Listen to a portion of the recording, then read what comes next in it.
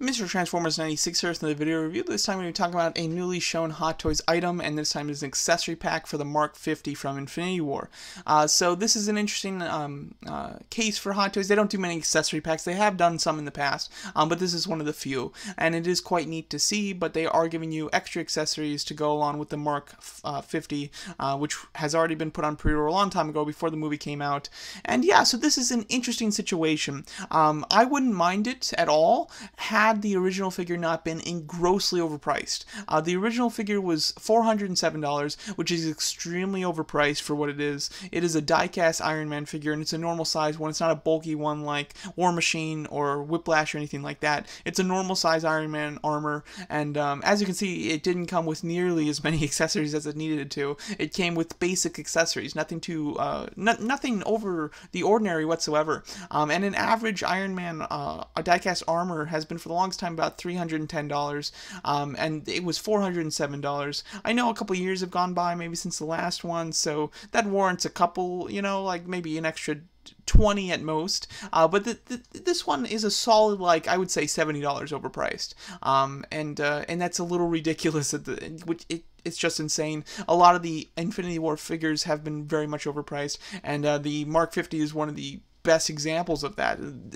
I haven't seen anybody who hasn't specifically mentioned that they think it's overpriced. So overall, this is definitely an overpriced figure, and therefore you should not have to buy a whole accessories pack to get these. Had they just shown that these accessories would just be a surprise inclusion with the figure, then everything would be fine, because it would not only mean that the figure that you bought actually came with the items that it should have come with, but it also means that the item is really no longer overpriced, because $407 for an Iron Man figure with a ton of accessories like this would be somewhat of a fair price, I think. It's still maybe a little high, just because most of the stuff is very clean. There's not a whole lot of detail in any of these items, so it would be just about the right price had he actually come with all these accessories. But no, instead you have to pay $407 just for the figure, and then you're gonna have to pay for these accessories, which at the moment of filming this, they are not on pre-order, so I don't have a price range for these, and considering they're just accessories, it's kind of hard to say what the price will be.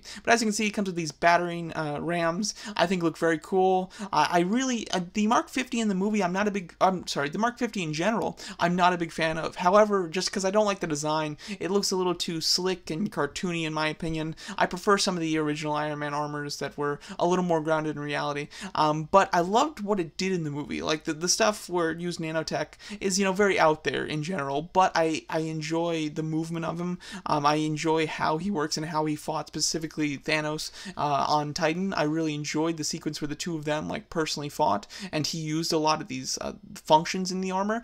So overall, I do actually like these accessories quite a bit, because they're from a moment in the movie which I think is very cool, and it's nice to see. The original like energy blade, that's an accessory that I don't remember seeing in the movie. The majority of these I like know exactly where they're from in the movie, but some of them I don't know. The energy blade, I don't remember him using that at all in the movie. It looks a little Halo-like to me. I'm not a big fan of it. That looks a little anime-like, and again, I don't remember it from the movie, so I'm not a big fan of the energy blade. The power mallet, I think, looks interesting. I believe that that's just kind of the gun that he uses, like that he threatens Drax with, but I think that's a nice accessory. The hand blade, again, I don't remember that. Like, that's a full-on sword. I don't remember him ever having like a sword like that. That's very extreme and not something that I particularly remember. I'm not a big fan of that. The battering ram, I do like that quite a bit. He, you know, punches Thanos down with that. The foot clamps, I love. I particularly like how we followed his leg, kick him and then clamp onto the ground. I think that's just that one shot. It's very computer generated like, but I really enjoy it. So the foot clamps I really like. The gauntlet constraint, I think, is actually really cool. That's a nice little accessory that can, you know, be used with Thanos, of course, because that's what they use. That's what he shoots at Thanos to get him to not close his hand and make a fist, of course, so he can't use the gems.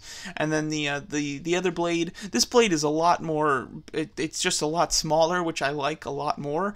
This one is just way too long, but this blade's smaller. I think it looks better, and he does use it specifically in the movie, and he gets stabbed by it. So I do like that. And I like the fact that you have a broken off one-off version that you can have Thanos hold and stab him with. Then you have the foot thruster, which I think is very cool, which he uses in the movie. I can't see actually displaying him with that at all, but I think that it's nice that he comes with it. And then the shield, which he does use in the movie. Again, that's a little cartoonish, but I enjoyed it in the movie. You know, he used it to block the energy blast from Thanos' gauntlet.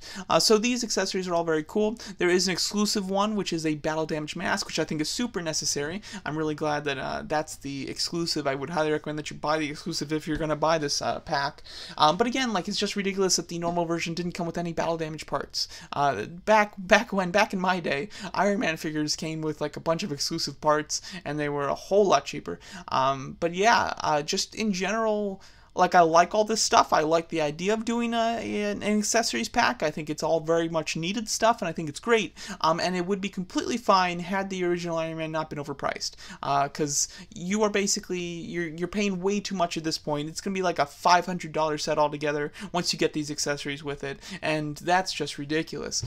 So overall, these are necessary accessories, but they're necessary to come with the figure already. You really shouldn't have to pay extra for them, especially when you're already grossly overpaying to get the base item.